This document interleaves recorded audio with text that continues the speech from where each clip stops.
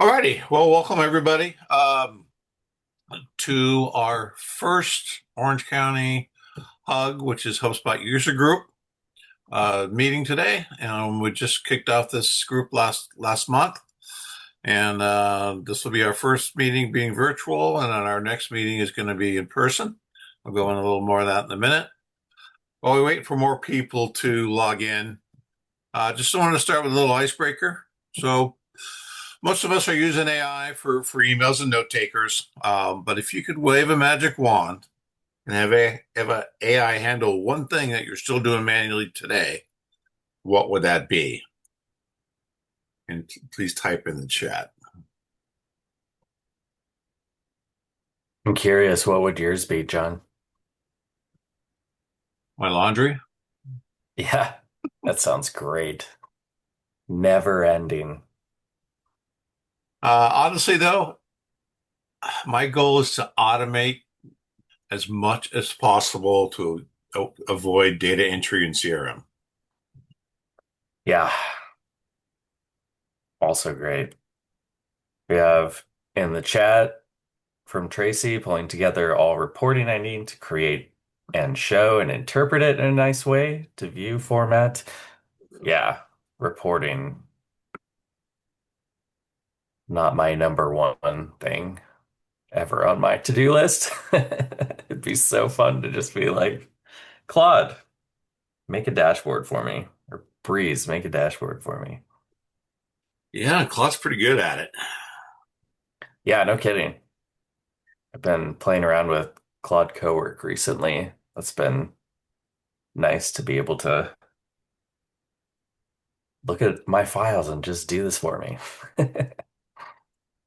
Yeah, I also had a client use Claude to import like 1,000 contacts, and none of them had emails or phone numbers. Ooh.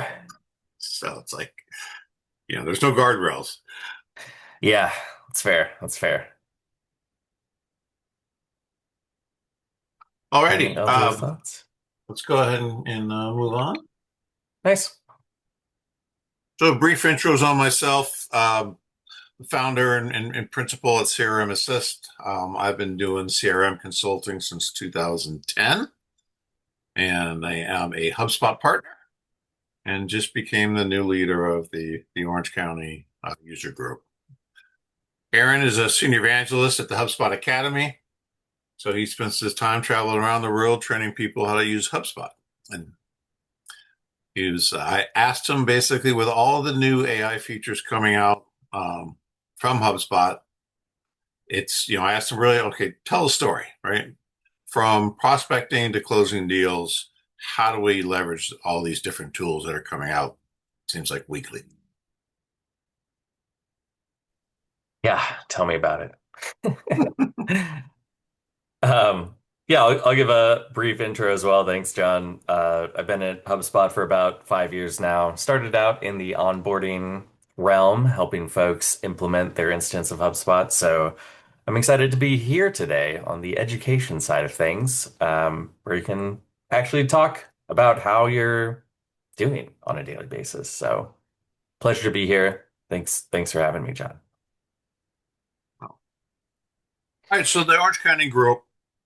So what we'll be doing, monthly virtual and in-person meetings and workshops. And I got a long list of guest speakers that I'll have at these events. That's going to be very interesting. Some from HubSpot, some from other vendors, maybe other partners. And, really want to focus on, the expert insights, right? It's really hard to keep up with all the changes. And so we'll talk about product releases. We'll talk about strategy, best practices, especially with AI, automation. My vision for this is not just to be a bunch of admins kind of geeking out on features and writing reports, right? I want this to be more business focused. So I like to have sales leaders, marketing leaders, bring their problems to these meetings, and then we can collaborate and share, how different people have used HubSpot to solve those problems. Local networking, right? I feel like we're still coming out of COVID and people are ready to start meeting face to face again. So I've got a great facility in Irvine, right by UCI. It's an incubator, so that's where our meetings will be. We may grow out of it someday. It's could be a good problem to have. And then the collaboration, and collaboration is I think more important than ever as we deal with AI. Right, we're all swimming upstream, trying to keep up with AI. And I think there's a lot of value in collaborating on whether it be breeze agents, writing prompts, you know, using Claude, as you mentioned earlier, right? I mean, there's just a lot that we can learn from each other. And again, the next event will be June 6th in Irvine. And I'll send this deck out and you'll get the recording. You can register. I'm gonna put a little poll up and then hand it off to Aaron.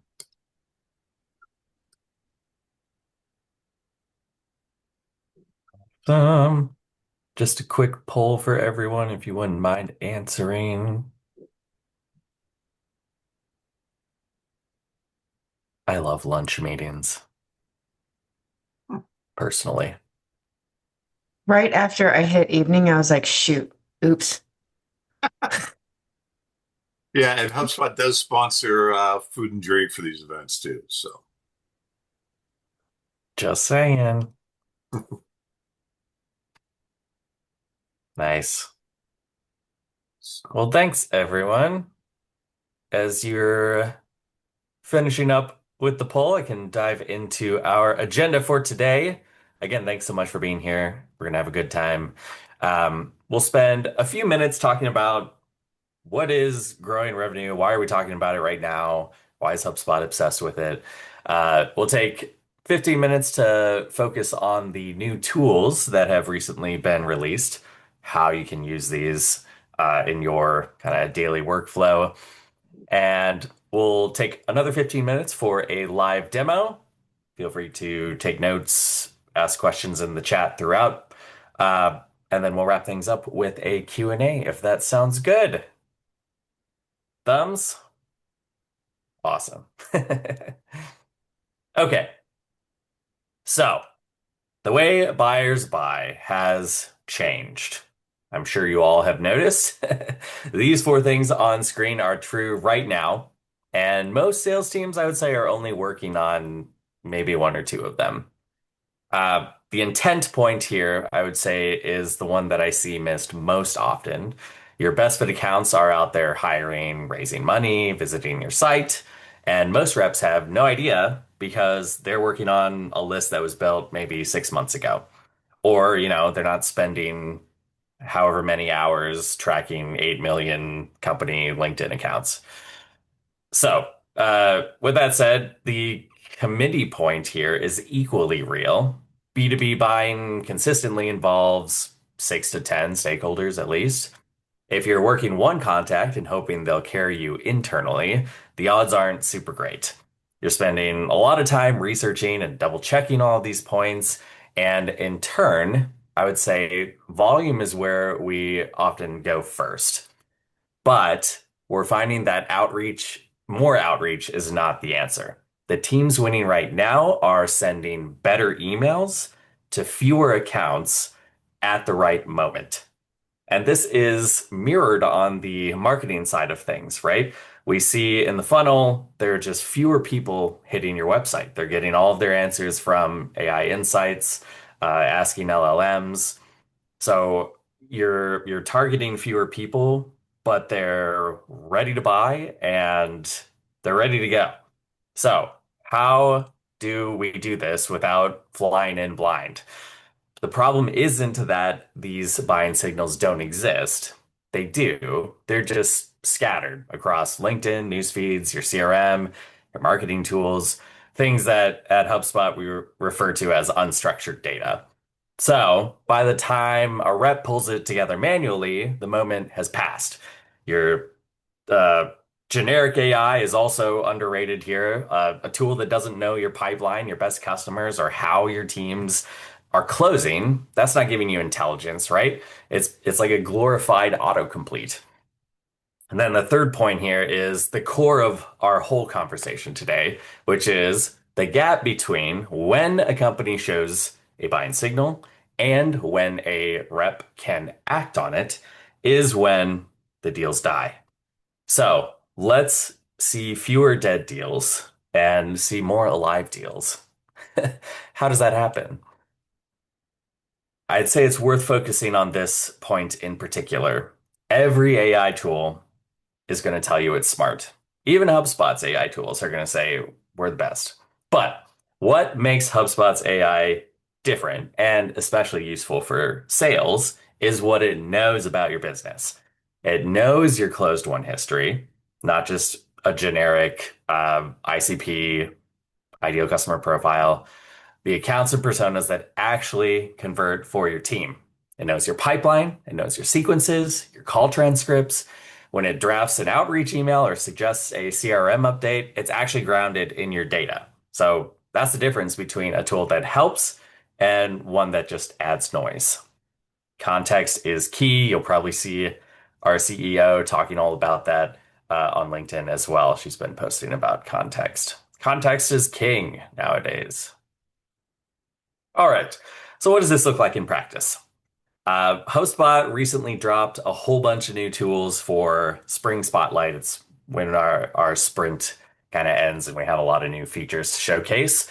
But we're going to go through 7 of them today. I know that sounds like a lot, but I promise you don't have to do all of these 7 things at once. In fact, I recommend you not. Instead, you can kind of think of this as a menu of pain points, right? If you have a thin pipeline, maybe start with prospecting agent. If you have deals that are stalling after calls, maybe smart deal progression would be a good place to start. Or maybe even further back, you just don't have CRM data you can trust. That's where Data Agent can help you. Most of these, I will say, do require a Sales Hub Pro subscription or above. Just want to flag that up front. But we will review different ways you can utilize data enrichment on starter plans or even free plans, for example. So what ties them together is that all of these tools are built on the same data, your data, and they actually talk to each other. So with all of that said, let's start at the top and look at Prospecting Agent. This is my favorite new tool, honestly. I just think it's gotten so good, even in the last few weeks. But let's be specific about what this tool actually does. It monitors accounts for signals. So you're looking at funding rounds, new executive hires, tech adoption, website visits, mergers and acquisitions, industry recognition, whenever a company hits the news, etc. When a signal fires, it doesn't just alert you. It identifies the right people to reach, pulls from your CRM and even outside your CRM from providers like Apollo or ZoomInfo or Surf, excuse me, and then it drafts a personalized email for each contact grounded in that exact signal and your CRM history. You review everything before you send it out, so nothing sends without your consent. And then you just let the sequence run its course. It's amazing. I'll say too that one thing HubSpot is doing differently than our competitors is the monitoring itself doesn't cost you anything. You pay credits when the tool surfaces a contact for you to reach out to. That's 100 credits per recommended contact. However, that contact is going to be one, well-sourced, warm, because they're displaying all of these buying signals. And I should mention that you can put a limit on credit usage for Prospecting Agent. How many people should it be surfacing on a monthly basis? So it's great. At the top of the funnel, it just removes a lot of that manual work for you. I like to point out on this slide here, Revenue Well is an actual customer of HubSpot's. They were using Prospecting Agent when it was in private beta, so they've been using it for a while now, and they saw a 28% increase in booked meetings, which is significant, I would say. Really cool to see that it's just saving them some time and they're their sales reps could actually focus on the things that sales reps do best, which is selling, having conversations. Awesome. Second tool to take a look at that really goes hand in hand with prospecting agent is data enrichment and buyer intent. You can think of these as your like data foundation. Enrichment keeps records clean without the manual data entry, and buyer intent tells you which of those companies are actually in market right now. So the intent funnel shows your total addressable market, how many are showing research intent, for example, and which ones are on your site. That's where you'll end up focusing. Enrichment is included on all plans, uh, and it does not cost credits, which I like to point out. You could go in right now, select contacts and companies in bulk, and just enrich them for specific fields of information that are found online. Buyer intent, on the other hand, does use 10 credits per company per month. I want to point out here that Prospecting Agent does use the buyer intent tool. However, it doesn't cost credits in the same way. Prospecting Agents uses buyer intent inputs more as like a when should you reach out to this person, whereas the buyer intent tool, which is standalone, you can go into, I think it's under marketing, buyer intent, and check out the who. So who is looking at your site? Who is researching what you're researching? Who has been in the news lately? So again, you can think of prospecting agent as the when. When is it best to reach out to this person? Buyer intent is more like a complete dashboard where you can see who is displaying that intent. Awesome. Let's take a look at buying group identification now. You can see on screen, there's a fun little flow chart of who is connected to who. You can find this exact same view if you go into your account now and look at buying group. It's a little association card on the side of any record, contact record, company record. Most deals don't stall because of your champion, right? They stall because there was a VP of finance or a head of legal in the room and nobody knew about it. So buying ID surfaces these people for you, contacts matching your target personas at in-market accounts, including people not yet in your CRM. If you have a data provider connected like ZoomInfo, Surf, or Apollo, um, these will all be sourced for you. For managers here today, the single threading view is super useful. You're able to kind of see at a glance which deals are only being carried by one contact so that we can further build out that org chart. And you can see which deals are exposed, right, before it costs you the close. We'll take a look at this in the demo portion a little bit later on, but love calling this out. I'm a big data nerd, so it's great to see all of this pulled together into convenient context. All right, next up is Data Agent. Data Agent is so powerful. I cannot emphasize enough how great Data Agent is. Your CRM is only as useful as what's in it, right? Data Agent lets you ask custom research questions about any record and stores the answers as what we call smart properties. So you build the question once. Is this company currently hiring a VP of sales, for example?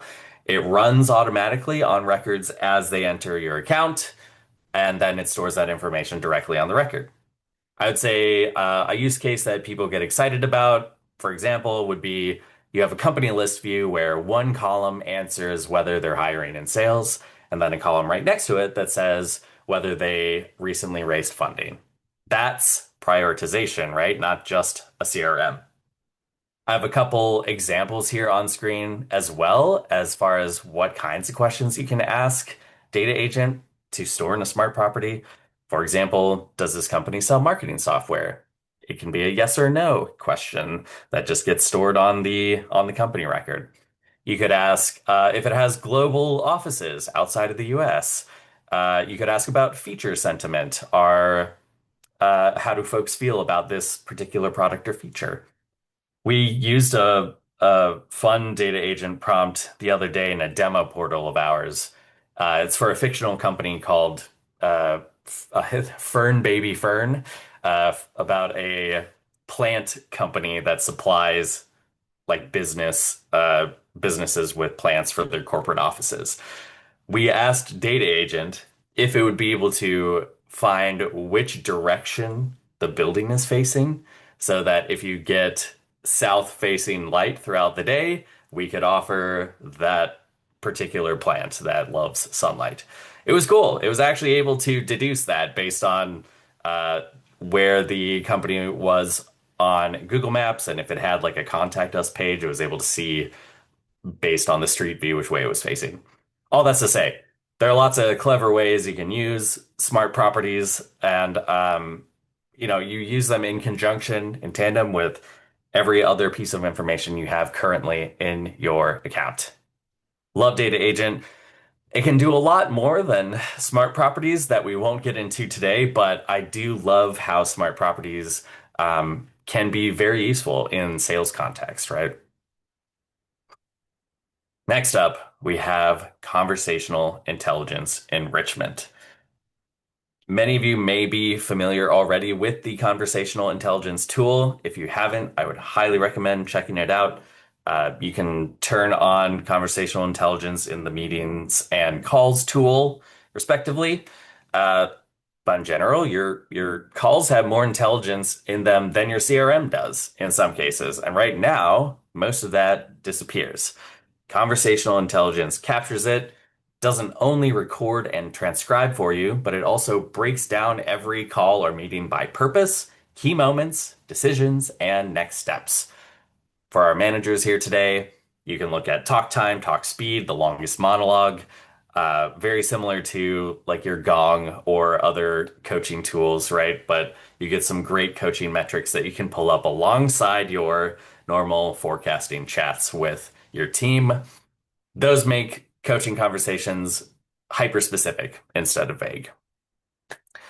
I would say the newest feature that dropped a couple weeks back is an enterprise only feature, but just wanted to call it out. You can now track terms across meetings, across calls.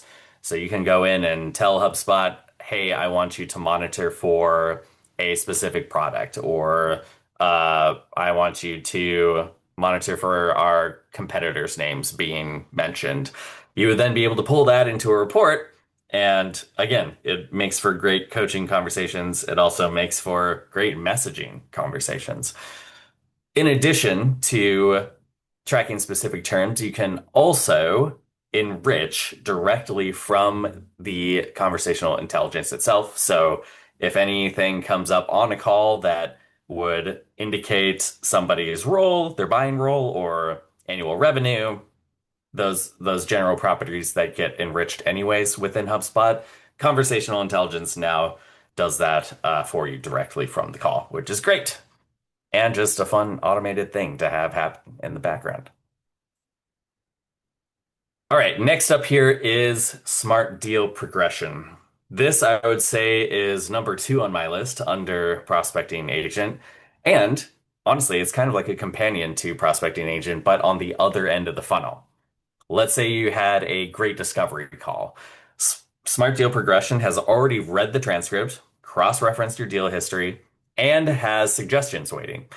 Perhaps it'll let you know about updating the deal stage. Excuse me, adjusting the close date, sending a follow-up email. Every suggestion cites back to the transcript. So you have exact data saying, Amy said this thing, make sure you follow up with this thing. Nothing gets applied without your review. Again, having everything consensual is great. The follow-up draft alone, though, I would say saves reps on average 10 to 15 minutes per meeting. And of course, that adds up over the course of a week. You can see on screen here kind of an example follow-up meeting. And don't feel like you have to memorize this. I'll go through the live demo here in a moment. But it just drafts an email for you with everything from the call, all the details included. No need to prompt Breeze or come up with a prompt for Claude or Gemini. It's just a button that you click, and there you go. Button to email. I love it. My sales reps love it too. They're all about buttons. Awesome. Last up here, the last tool I wanted to review is AI forecasting. Forecasting on gut feel is really what makes RevOps nervous, among other things. Deal health scores every deal based on actual activity and your historical win patterns, not just, how optimistic are you feeling today? The at-risk flags are where this tool earns its keep, I would say. If there's no recent activity, if the stage is stale, if there's a missing decision maker, that will be flagged for you. And that will let you know where you need to spend your energy on this week, right? Not just this quarter or next year. Um, I love the AI forecasting as well because it also kind of self-checks itself for accuracy. So you're able to see that accuracy over time and it improves, right? As with anything AI related, the more you input, the better the output will be. The better your inputs, the better your outputs will be. All right. So what does this all look like in context? I put together kind of a fun timeline here just to better visualize this as the whole picture. So in the morning, you use prospecting agent and buyer intent to tell you which accounts to focus on. You then go into calls prepared because conversational intelligence briefed you on past conversations. After the call, you have smart deal progression update you on follow-ups, which are ready in, a minute with a few buttons. And then at the end of the week, deal health tells you where to push back, where there's risk, and AI forecasting gives you a clear-eyed look at the next week, the next quarter. So this is one contained workflow instead of just 7 tools in a vacuum, right? This is how I would recommend kind of going about looking at the recent tools that have dropped.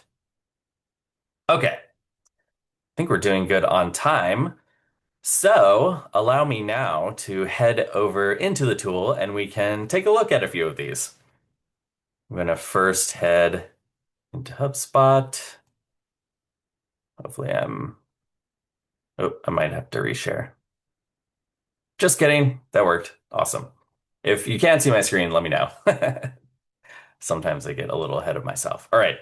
We are in my demo account here. I'm going to head over on the left to sales, and then I'm going to head down to first prospecting agent.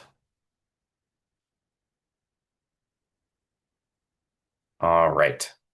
Now, if you have your prospecting agent set up already, you'll land on this dashboard here. You'll see an overview of all of your monitored companies currently, any contacts that have been enrolled that are actively in a sequence, which I'll show you in a moment here. You'll see your email replies, your meetings booked, deals created. Uh, of course, I don't have any top performing plays to show you, but let's head into the plays section here. What is a play? A play is kind of like a set of instructions for your prospecting agent on who to target. So you can have multiple plays because you could have multiple folks that you're targeting or multiple markets. Let's take a look at this corporate dogs event, for example. And you can see on screen that we're targeting a specific segment of companies that we have in our account. We're looking for specific signals. So this is where the buyer intent signals come in, right? You see job ended, job started, growth metrics, executive hiring, mergers and acquisitions, GEO expansion, etc. You can also attach one of your target personas here. So if you have a persona set up in your properties section of your settings, feel free to add them in here. You can see we have human resources and business leaders, just for example. This underneath is where you set your contact suggestions limit. So this is where you can tell HubSpot, I only want 15, was it each day? Okay, 15 per day. You may see fewer than that, of course, but you won't see more than that because this is the hard cap that you're adding. This way you're not, going crazy on credits. So in the preview pane on the right, you'll see step by step what's going on. We're monitoring and researching companies. We're finding signals. We're sourcing these personas. We're crafting personalized messaging for you. And then that's when the outreach is composed. In the selling context section here, this is where you can add some kind of like custom details for the agent to consider as it goes about monitoring.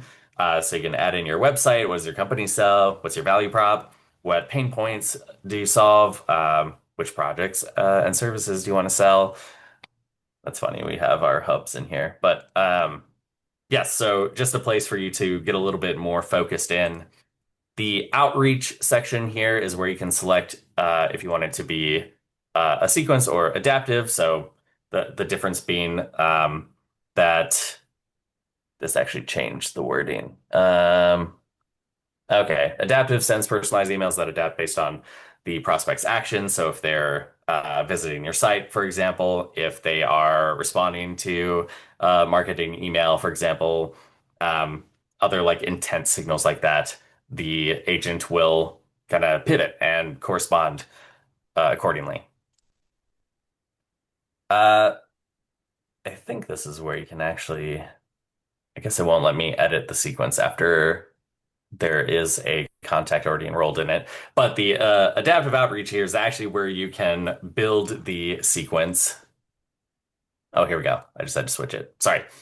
So this is where you would build out, all right, once a contact is enrolled, this is the first email that will go out. It will include conversation starter, relevance hook, these fun AI sections here that pull from the context that it has on the contact. And then you'll wait 2 business days, you'll send out another email. So this is exactly like the sequence tool already set up in your account, but this specifically is geared toward any contacts that happen to be found by prospecting agent. Awesome. Guardrails section here, you're able to show who you want the email to come from. You can set your tone of voice. You can also set up business days and time windows when you want the agent to act. Usually a good thing, so you're not sending things at, I don't know, 3 in the morning. You can also set up some automation here. I always usually recommend having you review the emails before they send out, but of course you have the option here to send without review. Awesome. And then it'll stop outreach, of course, much like a sequence would, where if someone books a meeting or responds to an email, they're automatically pulled out of this flow. So, what do we think? Prospecting agent? A fun thing to try? Like I mentioned, you can have a ton of different plays here depending on who you're reaching out to. I did want to point out the automation section here as well. In addition to prospecting agent monitoring based on signals, you can have trigger-based enrollments. So if a page is viewed, if a form is filled out, or if there's criteria that needs to be met before being enrolled by prospecting agent, you can set that up here. It'll be the interface will be similar to the workflow tool, which I imagine you're familiar with. You can also set up data source integrations here. So if you have access to Apollo, ZoomInfo, Surf, etc., you can go ahead and connect them here. And notably, you can add in some exclusion segments. So if you have lists of contacts or companies in your account that you definitely don't want them included in prospecting agent, you can add them here just to make sure that you have that safety net. So prospecting agent in a nutshell, super fun. I want to take this opportunity as well to showcase smart deal progression. To do that, we'll first head over to our, let's go to meetings. Could go to calls or meetings to demonstrate this, but I like the meetings approach in particular. So I'm going to a meeting that has already occurred. It's been recorded and transcribed. Looks like it happened here on April 28th. If I click into the meeting itself, which is now its own kind of mini object within HubSpot, which is great, You'll see the full transcript of the meeting here. You'll see underneath a running view of who's talking at any given time. You can kind of see at a glance here who's talking the most here as well. CJ looking at you. Um, you can play back the transcript. You can also leave notes uh, at portions of the transcript for coaching opportunities. But the main thing I want to point out is here on the left. So you can see that based on the conversation, based on the deal that this meeting is attached to, you have 7 suggestions of things you can do. So if I look at those suggested updates, it'll bring me to this screen where it tells me to update the amount of the deal, update the next step, update the deal description. So all of this is just filled out for me. I can go ahead in here and approve them. I can go in and just edit them in line, or I can reject them if it's irrelevant, right? So great. I don't need to go in and even think about what happened in the conversation. It's all just here for me. I can also, underneath this, review action items. So if I click on one of these, it looks like this was already made into a task for me. So I can see the task title. It brings in the associated records. It also brings in a note here, which is actually the citation of when or like what the context was in the conversation here. You can see there's the little source button here too that gives you the exact citation, the exact quote. So it's lining up everything for you. You don't need to check necessarily the accuracy because it's right there. It's right from the conversation. If you see some of these action items and you want to duplicate them or create a task, you would just hit the create task button here. And that'll bring me, again, this screen where I can go ahead and save this. And then it'll become a task directly from this window. Underneath, much like with any note taker, some of you may even have some in the room with us. Is the note taker in the room with us? You can see an overview of everything, key discussion points, objectives and questions, deal intelligence, notably coaching advice. You can also ask the AI questions from here as well if you just need a quick refresher without having to listen to the entire however many minute transcript. So the cool thing about this smart deal progression is that all components of any conversation you have, if that conversation is connected to a deal, actually, especially if it is connected to a deal, you'll have all of these suggestions here as to how to move forward with that sale. Everything is here for you. Click some buttons, and you're on to the next step. You're on to the next client. I'll say too, if you haven't checked this out, there is a deal prep option as well. So if the deal has not, or the deal, if the meeting has not yet occurred, you can come in and take a look at who's attending, if there are any internal notes, any recent activity. You can take a look at this person's deal score, if they're connected to a deal. So you can see at a glance, all right, we don't have a close date. Maybe that's something I should add on to our conversation, right? You can also take a look at the deal insights option or window here where you can take a look at if there are any risks. You can see that competitors were mentioned in one or more engagements. All right, what does that mean for us? Let's go in and ask it a question here. Maybe which competitors were asked? What was the context around that conversation? Again, a great way to just get the full context of the meeting, who you're meeting with, why you're meeting, without having to go digging in your CRM for any of this information. It's just here for you all in one place. Love it. I was a big Gong fan. I don't know if any of you are familiar with Gong, but back in my onboarding days, that's what we used to record all of our conversations with folks. And man, I wish I had this back in the Gong days, uh, just to be able to know exactly what I am looking for without having to listen to 2 hours of chat. Be great. We got a quick question in the chat from Ferdinand. Object name, please. Are you referring to like the screen we're on currently, Ferdinand? Just want to make sure I'm understanding. Yes. Okay, great. Yes, we are looking at meetings. So if you head to the CRM once this loads here, the CRM tab on the left, head down to meetings. This is where we're taking a look. So these are meetings that are just like demo for today's purposes. But if you click on any of the meetings that you've had in the past or are upcoming, you'll be brought to this page where you see all of these object details. Similarly, you can do this with calls. I should note you do have to have this turned on in your settings. So you would go to the call settings or the meeting settings and make sure the record and transcribe option is set up. If you're using the native tool here, if you're using something like Zoom or Gong, as mentioned, you just want to make sure to connect those first, head to your settings, make sure that transcribe and record is stored and synced, and then you'll be brought to this page. So similarly, if I head over to CRM here, I go down to calls.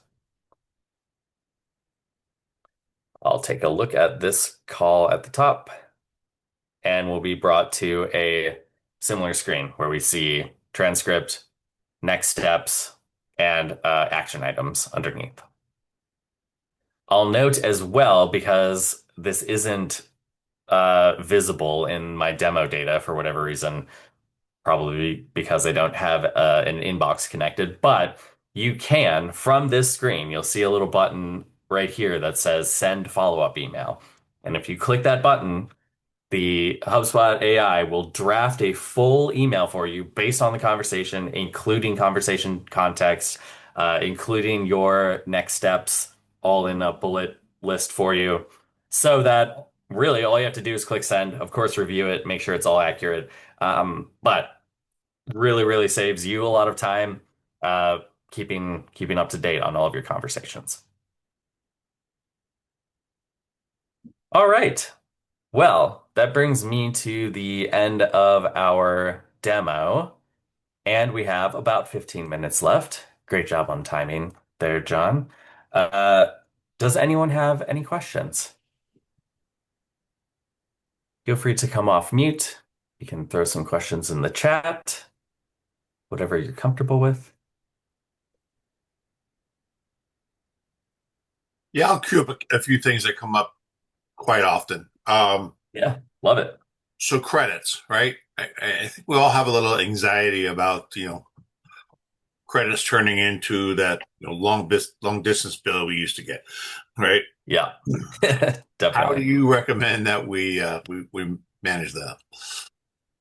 Yeah, great question. I would head down to first your account and billing section. I think it's in, yeah, usage and limits here, the second tab. This is where you keep track of your monthly credits. You can look at your usage so far. Uh, you can also look at usage over time here, month over month. You can also look at which feature is currently consuming credits and what the status is. Are they currently consuming? Are they not? If you were to click into that tool, you would be brought to uh, the page showing you exactly how many credits you used for each tool. Now, you cannot set limits, I will say, in this area here. You would have to set limits at the tool level. So for prospecting agent, for example, that's where you would go and say, all right, I only want to have 15 contacts a day surfaced, which would be uh, 100 times 15 math, that many credits. Similarly, with the buyer intent tool, if you go to the buyer intent tool here on the left, there is a section in the settings where you can set credits limits so that you're not going over that every month. But to your question, John, two ways I would keep track. One is the usage and limits section here. Again, you just head down to your account and billing page by clicking your name at the top right, and by going into the tools that use credits themselves and setting limits there. I will say Breeze does not use credits, so you can ask Breeze anything you want, uh, and it'll surface what you need without spending credits. I just like to point that out. It's not going to be like your typical LLM where anytime you have a conversation, it'll charge you breezes free on your paid plan. Great. Now you mentioned buyer intent and intent in prospecting agent. What's the difference? Yeah, great question. Let's head to the buyer intent tool. So the way I like to think of them is this buyer intent tool shows me who is in my market right now, whether they're in my CRM or not. Um, I guess maybe I don't have probably no visitors because I don't have a site connected. But this is where you would be able to see what companies are visiting your site based on cookies and what we're able to pull from them. You're able to see who of those companies is researching the topics that you're researching. So you can see cost reduction, CRM, sales automation here. You can also see if that particular company is within your target market that you set. You can also see at a glance which companies are showing signals. This company is researching your solution or service. This company had a recent product launch and a recent product development. So the buyer intent is the who. You're looking at who is doing what, who's in your market, who's showing signals. Prospecting agent, if we head back to sales here, prospecting agent. Prospecting agent is the when. So it'll still use that buyer intent. I'll head over to a play here just to demonstrate. It'll still use the same signals you find in the buyer intent tool, executive hiring, product launch, right?